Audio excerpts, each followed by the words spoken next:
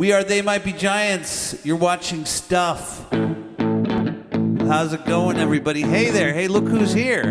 Why, Hi there. Hey. It's our internet host. Gentlemen. How are you doing, sir? Very well, thank you. Thank you for the introduction. Yes. How was that? Was that nice and fun? It was startling and strange, actually. I don't think we knew we were broadcasting right away. There was a little moment but you know, it all worked out. Everything came together. Good. Startling and strange in a good way, right? Yeah. Yes, exactly. Good. Well, we've got so much to talk about, guys. First up, welcome back to Australia. It's been quite a while between Thank you so drinks. Much. Thanks. Yeah, it's been over a decade. Over a decade. Yes. Yeah. We don't know what happened. Well, I mean, now that you're here, has much changed? Everything changed. We're yeah. popular here now. You're popular here before. No, we weren't that popular. You weren't that popular. We're much more popular now than we were before. We're having like sort of a mini Pixies moment. Mini Pixies moment. Yeah. Elaborate on that. I think it's because we stayed away, actually. Right. Yes. Well, you know, absence makes the heart grow fonder. Yeah. The Keynesian economics, you know, you cut It was short. Keynesian economics. There you go, nice exactly. one, That's right. perfect. Demand was increased Yeah. It was. by lack of supply. Well, speaking of demand, I mean, you guys are selling out shows left, right, and center. It Yeah, must be such a exciting. cool feeling to come all the other way to the other side of the planet 12 years later and still have, you know, a sellout ability. Yeah, that's what I'm saying. Yeah. It's freaky. Well, and yeah, you're releasing more tickets, so people just want more and more of you guys. Yeah, it's good. Yeah, and okay, so let's talk these live shows. I mean, first up, you guys are going to get selected a few dates where you're going to be performing the album Flood from start to finish. Yep. That's right. Yes. So many people are really excited about that. I mean, that's a record which a lot of your fans hold dear. Sure. What do you think it was about the context of the world at that moment back in 1990, the year I was born? Fun fact. Yes. Yes. Yeah. What do you think it was that made that album resonate? We were just trying to usher you into the world. Is that with our it? It was music. for me, Yes. my soundtrack? Yes, it was. Awesome. Thanks, guys. You know, it was in a lot of ways. It's not that different than a lot of bands' first albums, but we had already made a couple of albums independently, and then when we finally got on a major label, it got a really big push internationally, and that was just very strange for us to suddenly have. We had actually been touring Europe pretty steadily, but in this very sort of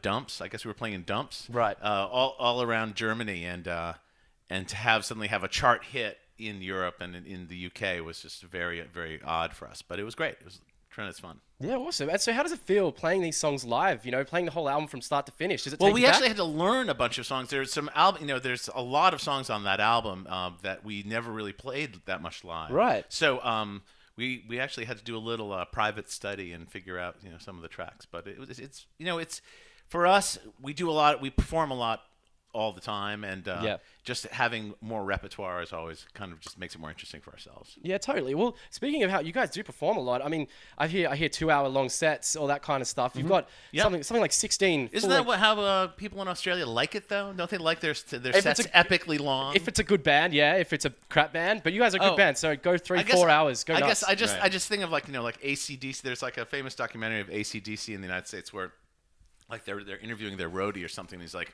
And the great thing about I can't do an Australian accent, but he's like the great thing about him is they'll never try to slip in a slow song, It's just like all rock. We do have this kind of penchant for just rock, hard rock, fast rock, angry stuff. I suppose something about being this far down, convict kind of whole thing. I don't know. It's all somehow related. We possibly comment on that. Yeah, but we don't talk for about us. that. For us, a 2-hour set is an incredibly long set because that's like 50 songs for us.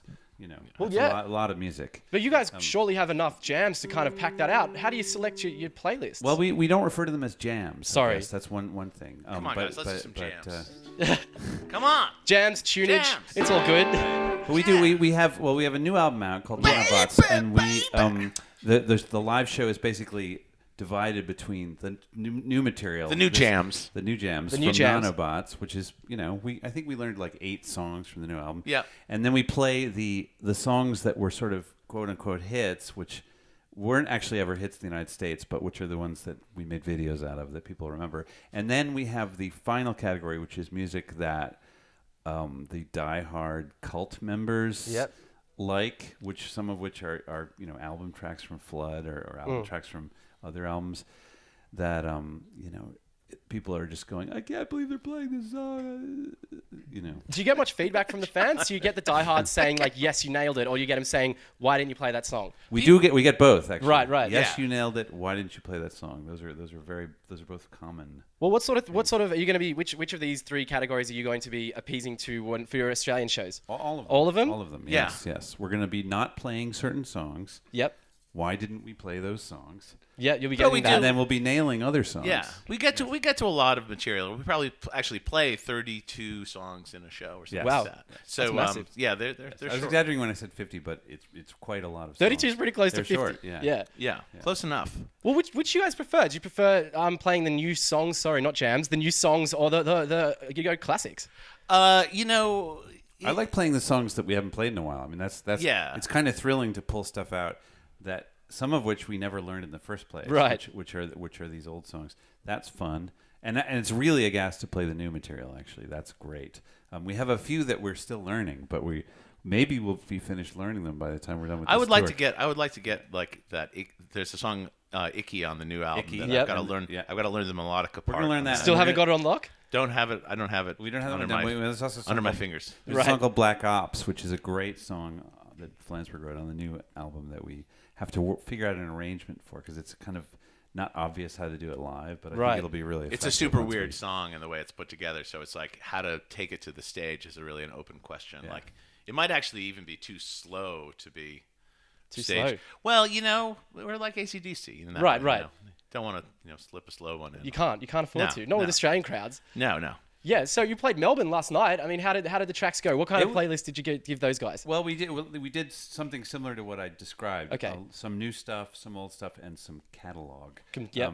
It was a great crowd, and amazingly, it was technically together, which we were not expect. I think a lot of people in our organization, were thinking that there'd be a lot of problems that we'd have to work out, and that the first show was going to be kind of like a trial thing. But it was actually great. The first show was Cool. great. We had a great Yeah. response, and everybody Sounded could like hear music. everything. Sounded like all, music. All the songs ended at the same time. And we also sounded like we'd been rehearsing, which was not the case. We actually had been off for a little while. Rehearsal's overrated. Yeah, Yeah. But it was weirdly together. Yeah, it Awesome. was very Yeah. fun, and I mean, I think the fact that there are people in the audience who really have been waiting, for 12 years to see us play again it's very easy to sort of tap into that energy and that excitement. It makes you more interested in yourself. I mean, it is funny being in a band. Like you really, there are lots of things you get tired of, but it is exciting to see people who actually are super psyched to see you. And probably Yeah. a lot of people who just never ever had. I mean, you were probably 11 the last time we. I was 11, yeah. Well, last time I we was did only it, just yeah, discovering music yeah. at that point. Right. What was your first band? First album? Yeah, Green Day Nimrod. Really? Yeah. That's First an MP3 I auspicious downloaded. debut. It was great, yeah. Yeah, And that's a very good Green Day album. Yeah, it was riddled with swearing, and I don't know why my parents let me do it, but it formed me as a person, I suppose. Excellent. Now back to you guys. Yes. You're going to be Groovin the Moo while you're in town. Yes, we're doing the Groovin the Moo festival, which sounds really interesting. Yeah, totally. I mean, bunch of regional spots, a few places that most touring bands will never really get to check out. Are you excited to see these places? We're very excited because we've been here a bunch of times in the past, and this is a really interesting opportunity to see these these smaller towns, but even just very out of the way places. Totally. The thing I'm a little bit concerned about, years ago we did an Italian festival in Modena. I don't know if that's how you pronounce it, or Modena, like where they make the balsamic vinegar. Yeah, and, right.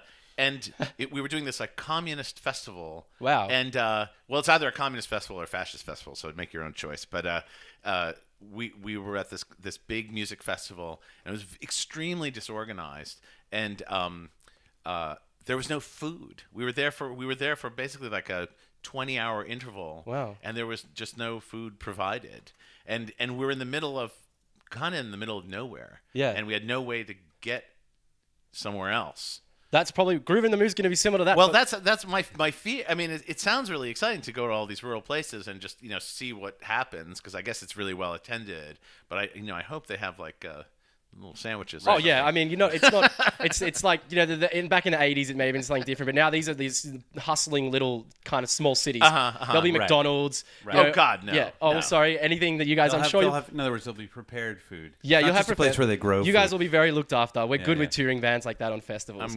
Well, then I'm very much looking forward to it. Excellent, 'Cause I'm excellent. starving right now. Oh, there you go.